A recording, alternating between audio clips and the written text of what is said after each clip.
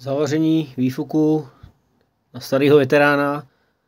Cililink se to jmenuje. Je tady upadlý držáček ulomený.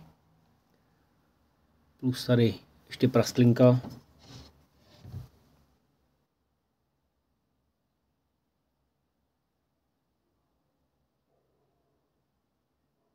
Prasklina. Tady upadlý ten držák. Takže to zavaříme litinovou elektrodou. Do elektrodu na litinu. Mělo by to držet, tak uvidíme. Místo sváru jsme si očistili, aby tam nebyly žádné nečistoty od těch sazí, od toho bordelu.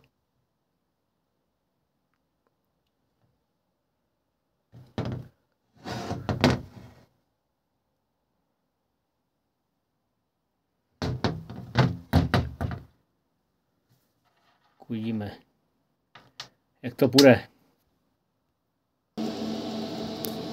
Tak, budu to vařit elektrodama od Kastolínu.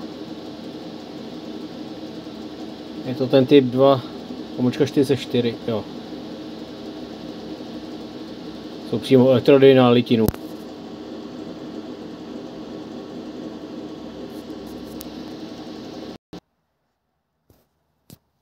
No, je zavařeno.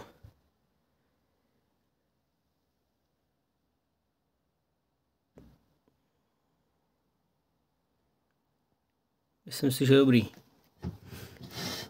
Předtím to bylo už vařené tady. Tady ten druhý ten.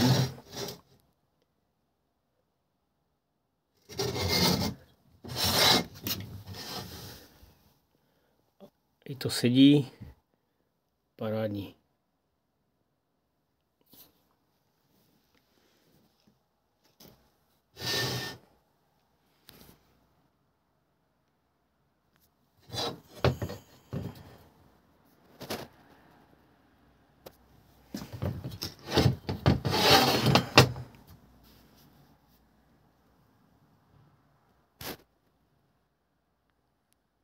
Tak hotovo.